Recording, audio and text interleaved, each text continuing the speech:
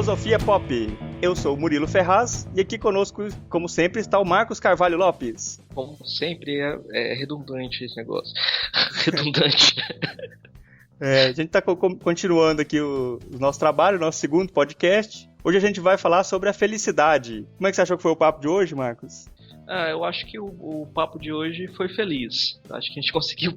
A palavra felicidade ela é muito ampla, o significado dela. Então, quem ouvir vai ouvir alguma coisa relacionada à palavra. Não vou fechar coisa nenhuma, mas a conversa vai surtir algum resultado. A conversa foi uma conversa feliz. Eu acho que essa é a ideia mesmo, né? A gente abrir conversas, abrir espaço para mais discussões e outras leituras, né? Sim. Acho que atingiu bem os nossos objetivos. Então, sem mais delongas, vamos logo ao nosso papo sobre a felicidade.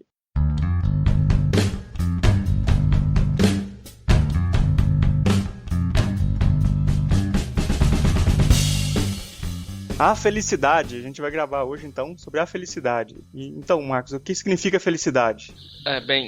Quando você pega a palavra felicidade num significado corrente assim pra gente, é um estado de euforia, de bem-aventurança, talvez. Ventura, né? A pessoa se sente bem. Mas você pode dar a esse termo dois significados distintos assim para tentar dar uma polarização para pensar melhor. Você pode pensar na felicidade instantânea, que é o momento. Então eu me sinto feliz, de repente eu me sinto triste. Então esse sentir depende de um momento, né? Ou a ideia de bem-aventurança, que é a ideia de uma vida feliz. Então essa segunda ideia é mais antiga, mais ligada ao pensar dos gregos. E essa felicidade momentânea talvez seja uma ideia de felicidade moderna, né? Quando a gente pensa nos instantes de felicidade. Mas então, se você está pensando só nos instantes de felicidade, você pensar em ser feliz como uma coisa mais plena, como os gregos pensavam, hoje não é considerado mais possível, não é mais possível? Ou nunca foi? É diferente porque para o grego e para sociedades antigas, geralmente o social vinha em primeiro lugar. Então, você não poderia ser feliz sozinho. A ideia de uma felicidade ligada meramente aos prazeres imediatos e instantâneos, ela não se constituía como algo de valor. O valor dependia do reconhecimento social. Então, para sociedades mais antigas, você tinha um privilégio da sociedade sobre o indivíduo. E isso era o cultivo da nobreza, dos valores de virtudes, etc. Todos eles ligados à ideia de constituir a felicidade. Acaba sendo um caminho que esse tipo de felicidade também era uma felicidade que preserva o status quo, né? Porque cada um deve ser feliz atingindo a vida plena de acordo com a sua função social. Cada um tem seu lugar na estrutura social. Isso é interessante porque quando você pega Shakespeare, por exemplo, no século XVI, surge um ideal de sinceridade. E junto com isso, aquela ideia de romance que a gente tem, de ter uma vida com algum sucesso material, casar, ter um romance e criar uma família feliz. Esse é o ideal de felicidade kitsch, né? É o ideal de felicidade ainda hoje. Mas por que eu falo que é kitsch? Porque nós aprendemos a pensar de modo individualista e contra a sociedade. A sociedade nos vende isso como ideal de felicidade. Aí as pessoas, não, eu quero pensar, eu quero ser diferente do que a sociedade me prega. Então, apesar de que todo mundo, de uma forma ou de outra, se posiciona em relação a esse ideal, a sociedade bem pensante não quer caminhar por aí, né? Então, ela se volta contra esse ideal de ter uma casa, uma família, um cachorro, e isso faz parte da ideia de uma, vamos dizer aqui em termos, talvez uma contracultura, né? O pensar contra o que é estabelecido, contra o que a sociedade nos diz que deveria ser o correto. É contra aquela ideia de que o dinheiro traz felicidade, de que você tiver prosperidade, você vai trazer alguma coisa boa para você, assim, por exemplo. Nesse caso, talvez você possa ser contra a ideia, por exemplo, que o casamento ou ter filhos possa trazer felicidade. Você pode defender, não, dinheiro que é importante. O importante, né, nesse caso que eu estou colocando assim, é só você se opor ao ideal que a sociedade promove de uma vida plena a partir de um conjunto de elementos. O que você vai valorizar para quebrar essa estrutura, aí depende de cada pessoa. Mas aí você vai ter diversos caminhos para você se destacar como indivíduo, a busca do destaque individual. Quem se mantém nesse ideal talvez não consiga esse destaque individual, né? E assim, pela história da filosofia, tem alguns exemplos de pensadores que já pensaram assim sobre a felicidade, sobre o que é ser feliz, o que é necessário. Se você pegar a felicidade é um dos tópicos principais da filosofia, porque quando a filosofia surge com Sócrates, a ideia de vida virtuosa é a vida que você constrói a partir da busca da sabedoria, e essa sabedoria está vinculada à felicidade.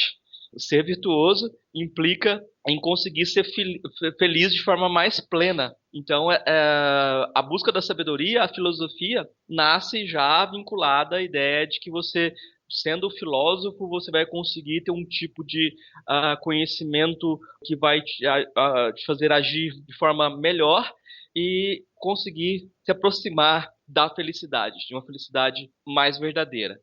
Nesse sentido, aí você já tem, desde do começo da filosofia, uma diferenciação entre prazeres imediatos e prazeres superiores. Então, a ideia de que quem se atém ao que é imediato, quem se atém aos prazeres da bebida, da comida, esse não consegue construir uma vida feliz. Ele não conseguiria alcançar a verdadeira felicidade. A palavra grega para felicidade, nesse caso, é bem importante, porque aí você diz em grego eudaimonia. Eudaimonia, o eu significa ter um bom daimon. Você ter um bom daimon é você ser feliz. Então acaba tendo uma dimensão que vai além do humano, né? Uma dimensão até, a gente pode falar assim, a palavra não é muito boa, religiosa, mas você vai tentar se superar, né?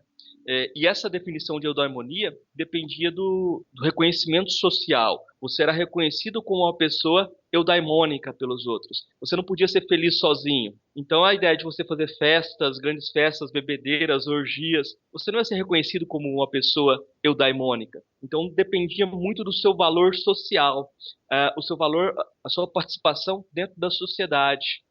Inclusive, a ideia de que a felicidade é o fim do ser humano já aparece em Platão e depois vai ser reafirmada por Aristóteles. Aristóteles vai perguntar mais ou menos assim: todas as coisas têm um fim, todas as coisas têm um objetivo. Elas têm uma função. Qual que é a função do homem? Qual que é o objetivo do homem? E a resposta que ele chega é a eudaimonia. O homem, a função do homem, na nossa tradução seria: a função do homem é alcançar a felicidade. Mas a palavra felicidade nesse caso talvez fosse muitas vezes é traduzida por bem-aventurança, né? Você ter uma vida plena, né? Uma vida plena, nesse caso, mais socialmente reconhecida do que, entre aspas, assim, sentida mesmo pela pessoa. A felicidade independeria um pouco do que a pessoa se reconhece, mais do que a sociedade reconhece ela. Nesse caso, se você pensa em Aristóteles, você vai ter a ideia de que, tá bom, você procura felicidade, mas existem várias formas de felicidade, várias descrições do que é felicidade. Por isso que cabe a investigação. Aí eu acho que você tem uma ideia que acontece em Platão também, que a alma é dividida em partes. A relação corpo e alma é muito importante para pensar a felicidade. Então, quem segue só os prazeres do corpo teria uma felicidade menos eudaimônica. Seria algo mais ligado ao imediato, algo que é contingente, que muda o tempo todo. Então, é mais difícil pensar na felicidade desse jeito, a felicidade plena. Então, quanto mais próxima a pessoa mais a pessoa se tornasse racional, mais fácil seria ela garantir sua felicidade. De todo modo, a felicidade tem um aspecto trágico, porque você não consegue garantir sozinho sua felicidade. Você pode fazer tudo para ser reconhecido pela sociedade como alguém que teve uma vida boa, mas depois da sua morte alguém descobre que você recebeu o dinheiro da Petrobras. Alguém descobre alguma coisa que você fez de errado e não te reconhecem como alguém que merece o título de eudaimônico. Vou dar um exemplo mais próximo da filosofia. Para os gregos, é engraçado isso, a gente tem todos os escritos do Platão preservados, mas do Aristóteles não. porque o Aristóteles, os gregos não consideravam ele um exemplo de vida boa, não consideravam ele um exemplo de pessoa que devia ser seguida. E a filosofia era vista como um modo de vida. O Aristóteles, ele na descrição dele da ética, ele fala que a maneira mais fácil de se aproximar da felicidade seria buscar objetos superiores. Então, o melhor caminho seria dedicar a sua vida à contemplação do bem, ou seja, a fazer filosofia, a contemplar a teoria.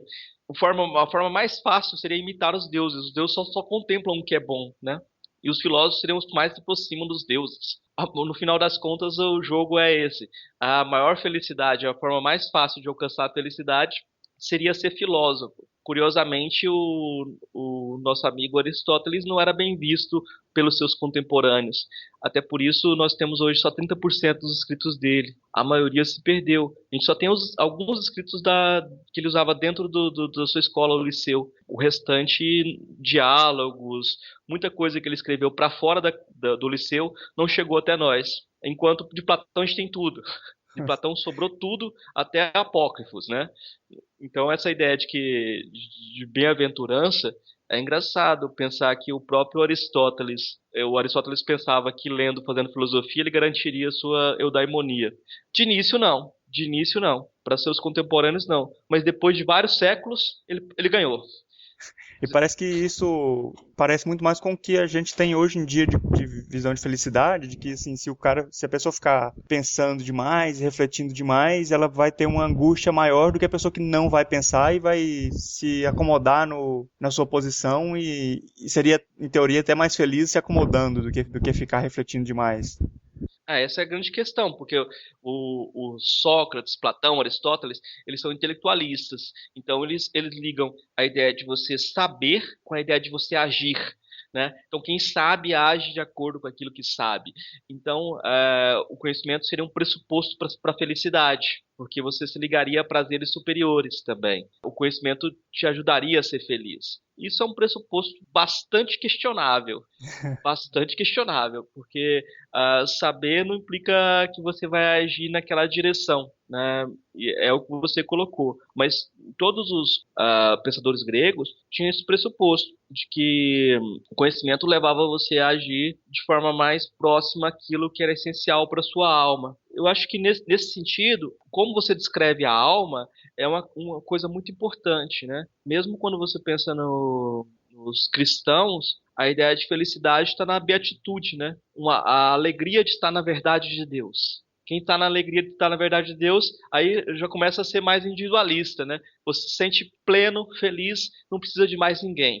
É bem diferente, né? A ideia, porque daí É diferente. não quer dizer mais uma aceitação da Da sociedade. sociedade. Mas eu acho que Você, hoje também há muito que se falar do consumismo também, de que você o indivíduo vai, através do consumismo, vai se definir e vai se expressar, e isso de alguma forma ou traria ou afastaria ele de uma felicidade, de alguma forma.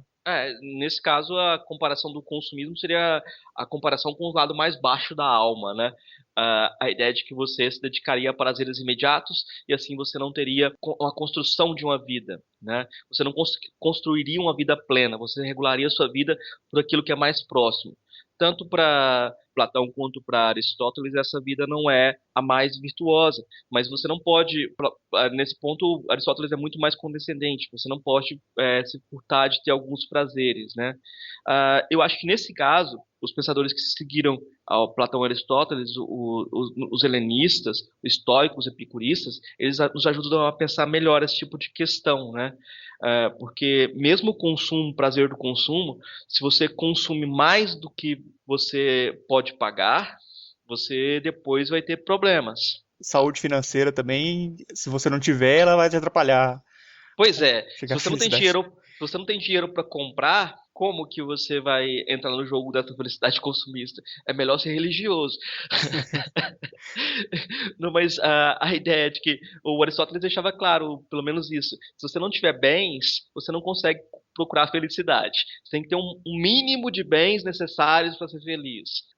Essa ideia aparece hoje na economia quando eles falam de IDH, né? Índice de Desenvolvimento Humano. É uma ideia que eles desenvolveram a partir do pensamento de Aristóteles mesmo. Você tem o PIB, a distribuição do PIB não é garantida, né? Você pode ter um PIB muito alto, mas as pessoas viverem em condições precárias. Então, o que você precisa para se desenvolver plenamente? O que você precisa para ser feliz? Você precisa ter acesso à educação, você precisa ter acesso à saúde e a várias coisas.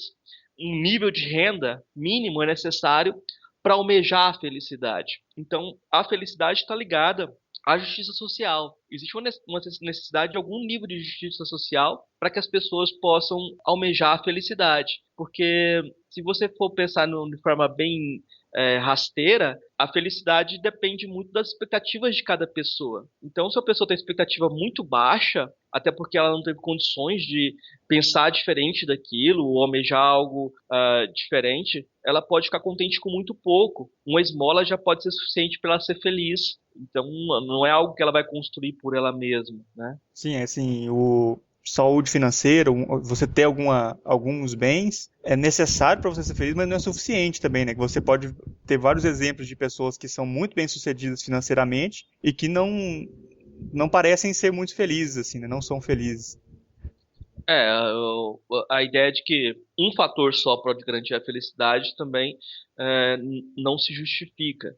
Você precisaria ter alguns outros fatores. Aí entra todo o jogo do que você espera, né? Qual a sua expectativa? Se você for uma pessoa que está mais ligada ao hedonismo, à ideia do prazer imediato, esse argumento não se justifica. Ele vai falar, olha, tendo dinheiro, eu posso comprar a felicidade. Vamos dizer que você tenha drogas para ser feliz. Vamos pensar assim que você pode ir de uma festa para outra festa para outra festa, ou você pode tomar um remédio que te dê a felicidade plena. O Robert Nozick, filósofo norte-americano do século XX, ele propôs um experimento até de pensamento que é interessante, que era a máquina da felicidade. Se você pudesse entrar numa máquina, você entrando ligado a ela, você pudesse ser feliz o tempo todo. Por que não fazer isso? Mas a felicidade o tempo todo, assim, acaba que você não tem nem contraponto, no caso.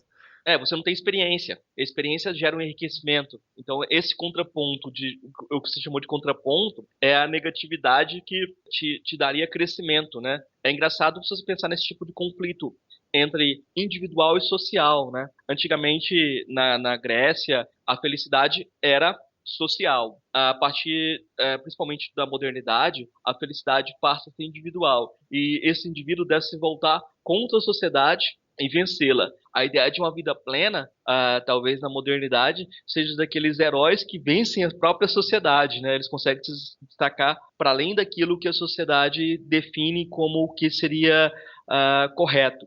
Então, a negatividade é necessária. Esse enfrentamento com algo, essa criação, a criação de si mesmo, você se criar a si mesmo. Esse passa a ser o ideal da modernidade. Quando Platão e Aristóteles definiam as coisas, era bem mais fácil, porque eles definiam a partir da alma. A alma tem tais e tais partes, se você seguir essa parte, você vai ser feliz com isso. E você vai ser inferior à pessoa que segue a outra parte da alma, né? Hoje em dia, a gente não tem essa descrição da alma, né? Os filósofos mais próximos, eles tratam a felicidade de forma diferente. Vamos pensar aqui em dois filósofos, dois grupos de filósofos mais importantes para a contemporaneidade. Kant, por exemplo. Kant vai falar que a felicidade não pode ser um objeto da ética, porque você pensar que o fim último de todas as coisas é ser feliz, tomando a felicidade no sentido moderno, é um problema, porque você nunca vai saber quando você é feliz. Você nunca sabe o que você precisa para ser feliz. Então, a ética não se sustenta se você pensar na felicidade. Ele Certo? acha que Essa busca gera até uma angústia, né? De você ficar querer buscar sempre. Se ela fosse sempre o fim último, ela gera uma angústia que acaba afastando você da felicidade. e você nunca. Como você vai saber, agora eu estou feliz, agora eu sou feliz? E se você pensar também em termos diversos, como se você colocasse o princípio ético. Ser ético é fazer os outros felizes. Nada garante que você pode dedicar sua vida toda a fazer os outros felizes, mas as pessoas podem não gostar do que você está fazendo. Não necessariamente você vai conseguir isso. Não necessariamente você vai conseguir isso. Embora você não consiga, o Kant coloca que os princípios, então, seria se autoaperfeiçoar, melhorar a si mesmo e fazer os outros felizes. Esse segundo alvo, ele também diz, você pode fazer tudo a vida inteira para tentar fazer o outro feliz e no final a pessoa fala, nossa, você era muito chato. Você mexia o saco o tempo todo, fazendo as coisas para mim, eu não queria isso, né? Mas há uma corrente filosófica contemporânea, assim, com muita força na filosofia contemporânea, que leva muito em conta a felicidade, que é o utilitarismo. Para o utilitarismo, o princípio que devia regrar a sociedade é aumentar a felicidade. Quanto mais pessoas fossem felizes, melhor a ação. Então, o utilitarismo toma isso como princípio para você pensar como deve ser a ação ética ou a distribuição da justiça, né? Se você matar todas as pessoas infelizes, a sociedade vai ser bem melhor. Isso é uma ação boa. Esse tipo de ideia utilitarista gera dilemas, né? Aquele tipo de dilema. A sociedade, aí em Goiânia, nunca ia acontecer isso, mas vamos dizer que o pessoal se rebelasse contra alguém que foi acusado de estuprar uma pessoa e a sociedade fosse lá, várias pessoas resolvessem matar esse indivíduo. Por esse cálculo de felicidade, era melhor deixar eles matarem, né? Só o cara ia ficar bem se ele não fosse morto. Então, esse cálculo cru do que é felicidade acabou se tornando mais complexo aos poucos. O primeiro que propôs ele foi o Bentham. Depois, o Stuart Mill propôs esse cálculo da ideia utilitarista de felicidade, mas ele considerou que existiam felicidades superiores e inferiores. Então, existiria um tipo de hierarquia de tipos de felicidade. Aquela coisa, você pode ser feliz assistindo o Big Brother ou ouvindo um podcast de filosofia ou lendo filosofia. É claro que a quantidade de prazer que você vai conseguir em cada ação vai ser diferente, mas o que é superior, seria a atividade de leitura. Eu vou colocar em último o Big Brother. Vou pensar positivo em relação ao podcast. Mas aí você deveria passar por um juiz autorizado, para alguém que conhece todas as formas de prazer e vai falar, não, esse prazer é menor que o outro. Como beber vinho, né? Para quem não conhece vinho, o Cantina da Serra, que nem é vinho, é bom. Para quem conhece, não fala, não, eu não vou beber esse vinho, né? Porque para mim isso aí nem é vinho, eu não vou colocar isso na boca, etc. Aí você vai falar, não, essa pessoa que é refinada, ela tem acesso a um prazer mais qualificado. Um prazer mais qualificado. Você consegue fazer uma hierarquia de prazeres, né? E aí a objeção que você pode ter a isso, uma das objeções é aquela que você falou. O conhecimento pode não ajudar tanta pessoa a ser feliz, né? Por que você precisa da teoria, né? Você pode gostar simplesmente. Talvez aquela pessoa que não tenha conhecimento de coisa nenhuma seja mais próxima. E outra coisa também que você mesmo falou, que aí também entra a questão da expectativa, né? Que talvez o cara que nem conhece de vinhos É, tem uma expectativa muito menor, ele não tá querendo ter aquele prazer de tomar o vinho caríssimo e mais refinado. Qualquer um vinho para ele vai trazer prazer para ele e para o outro não, né? A expectativa de um é bem menor. sim. Você vai ter a relação de expectativa e tipo de prazer. Mas isso é claro que as coisas vão ficando mais complexas. De todo modo, a questão, para mim, eu fico pensando na questão é o prazer da teoria, né? Por que a teoria poderia te gerar prazer? Mas eu acho que, só para destacar um ponto importante nessa questão do utilitarismo, do cálculo da felicidade, assim, uma coisa importante é que o Stuart Mill, ele calculando que todo mundo, o importante é que a pessoa seja feliz. Então a felicidade de um não pode ser mais importante que a felicidade do outro. Então, isso fez com que ele fosse um dos primeiros caras a defender o direito das mulheres, a defender causas que na época, no começo do século XIX, não eram nem pensadas, né? Então, é uma perspectiva que integra muitas demandas diferentes. É que daí É, você consegue ter mais simpatia pelo outro, né? Que a felicidade do outro também é tão importante quanto a sua ou quanto a de qualquer outro, independente de sim, grupos. isso traz uma vantagem. Você consegue pensar em muitos outros diferentes. Mas aí você vai ter também um limite daquele desejo que não faz bem. Assim, por exemplo, Se você pode falar assim, meu desejo de felicidade, minha felicidade depende de que meu Deus seja o único Deus verdadeiro. Aí você vai ter um problema, você vai ser um problema para a sociedade como um todo, né? Vai ser um Boko Haram na vida das pessoas. Pois é. Então, essa mediação das felicidades, do que te faz feliz, vai acabando influenciando na distribuição dos bens também. O que seria a cesta básica também? Vamos dizer assim, não estou falando da cesta básica como a gente tem hoje em dia, né? Mas a cesta básica dos bens necessários para uma vida plena. Talvez seja diferente a cesta básica de um índio para a cesta básica de alguém que mora em São Paulo. Né? O que ele vai pedir para garantir a felicidade dele seriam coisas diferentes. Claro, em São Paulo né? ele vai precisar de um iPhone, por exemplo. Você não Pois pode é, ser feliz sem um iPhone. pois é, e talvez essa definição de felicidade via consumo está muito ligado a essa ideia de autocriação, né? Você se cria e você se diferencia a partir das marcas que você pode consumir.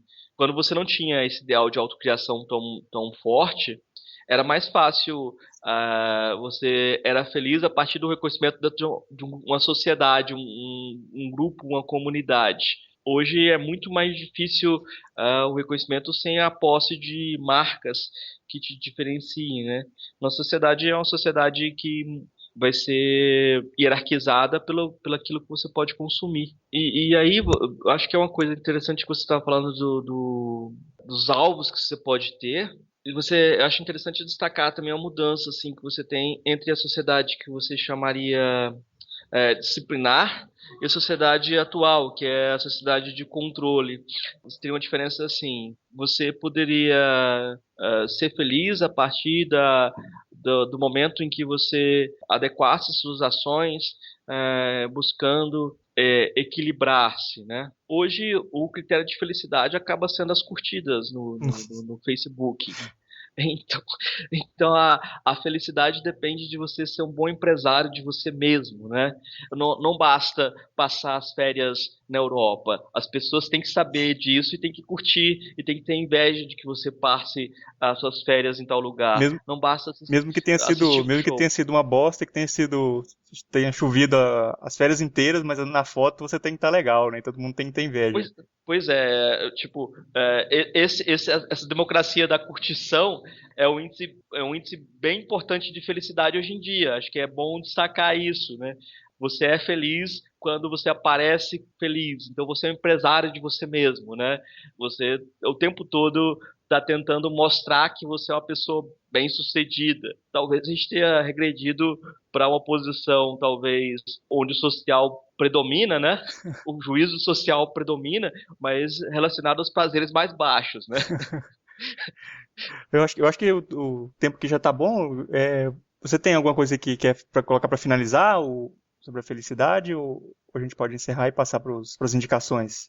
Não, eu acho que uma coisa para encerrar, talvez, para falar um pouco do Albert Camus, né? Porque o Camus vai ser um autor interessante para pensar a questão da felicidade, porque eu acho que hoje em dia é necessário pensar a felicidade também em termos multiculturais. Sociedades diferentes vão ter felicidades diferentes, né?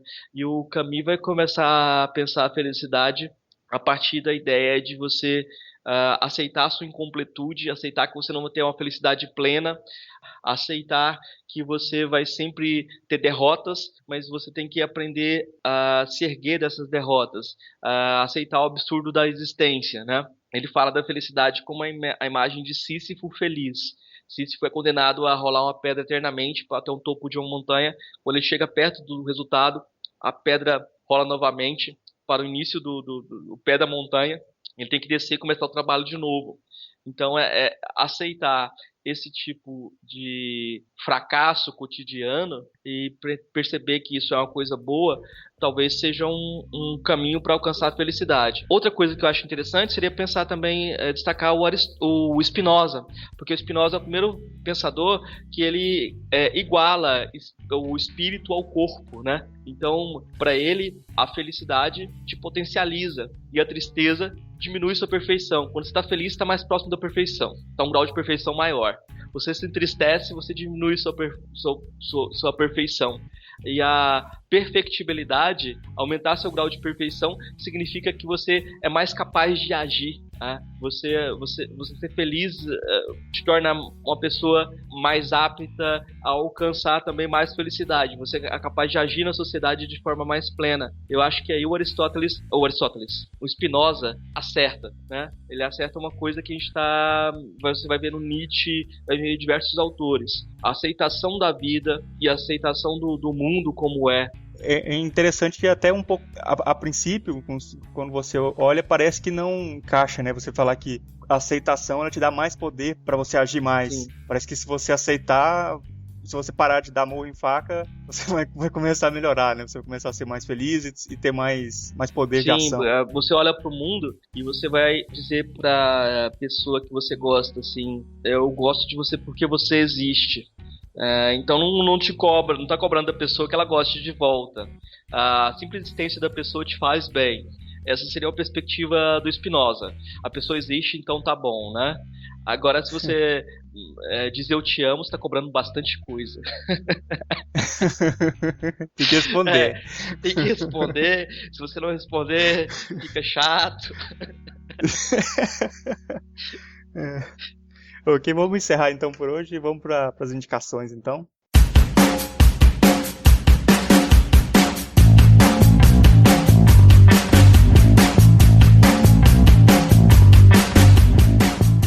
Indicação de leitura, eu acho que uma boa indicação de leitura seria o livro do Albert Camus, O Mito de Sísifo, porque ele começa com uma questão muito feliz, aquela questão, ele fala que a única questão filosófica que existe é por que não me mato.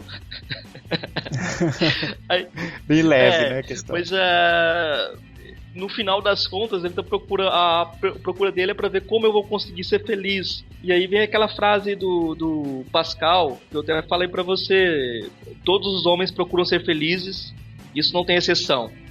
É esse o motivo de todas as ações de todos os homens, inclusive dos que vão se enforcar, inclusive dos que vão se matar.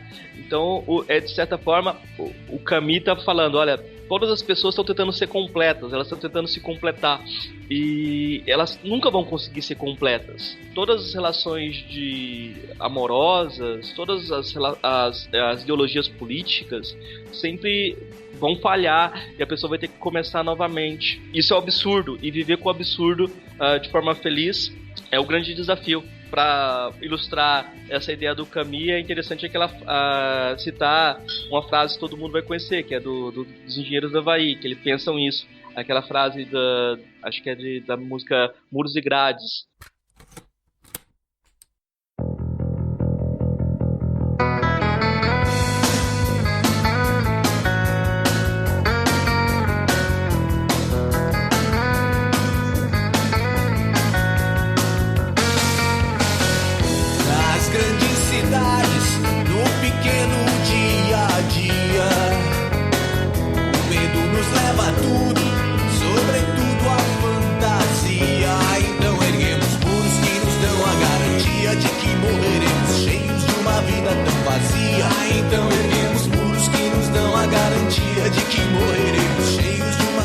Viver assim é um absurdo como outro qualquer, como tentar o suicídio ou amar uma mulher. Quem tenta o suicídio acredita na vida após a morte. Quem ama uma mulher como procurando salvação nesse tipo de relação vai se decepcionar.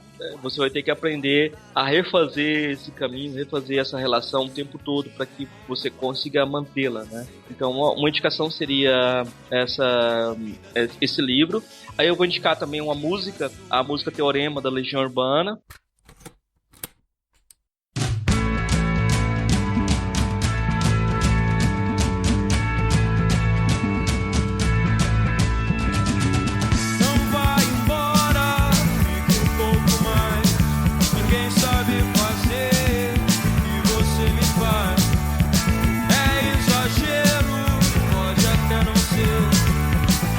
Você consegue, ninguém sabe fazer. Parece ele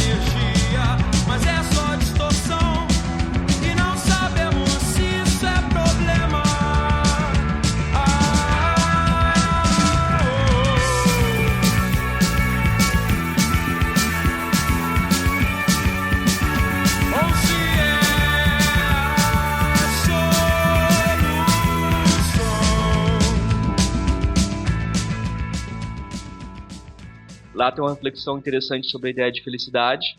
Teorema, o nome é Enigma Divino, né? Aí se você indica a música, eu acho que é necessário indicar também o filme Teorema do Pasolini. Mas esse aí é bem complicadinho, né? Mas eu acho que aí você indica para as pessoas para elas terem prazeres qualificados. Elas vão atrás se elas quiserem, né? Aí elas vão falar, então, que chato. Então, esse negócio de filosofia, de cultura, depende da chatice, né? Depende de um nível de chatice. Quem suporta Glauber Rocha é cult. Mas eu acho que quando você pensa na felicidade do Spinoza, eu falei da felicidade do Spinoza, aí você pode ouvir a música A Felicidade, do Marcelo Janesi também.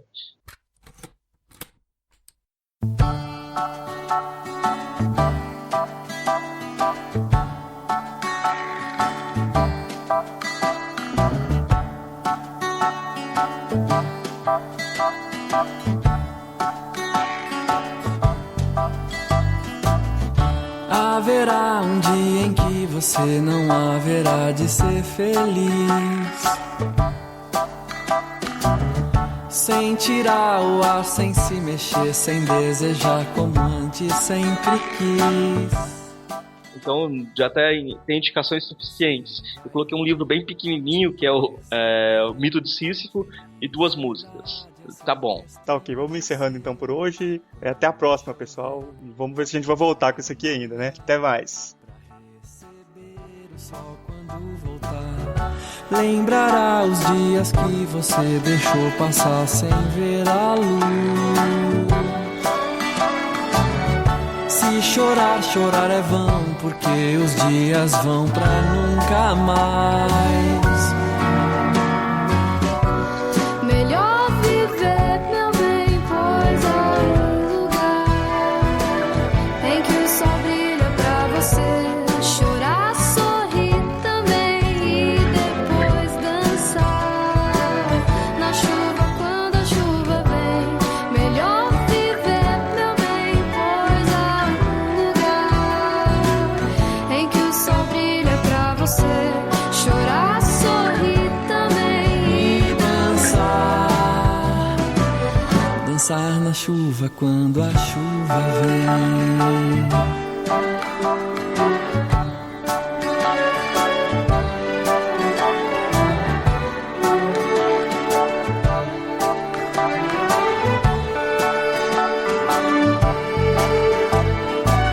Tem vezes que as coisas pesam mais do que a gente acha que pode aguentar. Nessa hora fique firme, pois tudo isso logo vai passar. Você vai rir sem perceber. Felicidade é só questão de ser. Quando chover, deixa molhar pra receber o sol quando voltar. melhor viver, meu bem, pois há um lugar em que o sol brilha pra você chorar, sorrir também e depois dançar na chuva quando a chuva vem. Melhor viver, meu bem, pois há um lugar em que o sol brilha pra você chorar, sorrir também e dançar. Dançar na chuva quando a chuva vem. Dançar na chuva quando a chuva vem. Dançar na chuva quando a chuva. Dançar na chuva quando a chuva vem.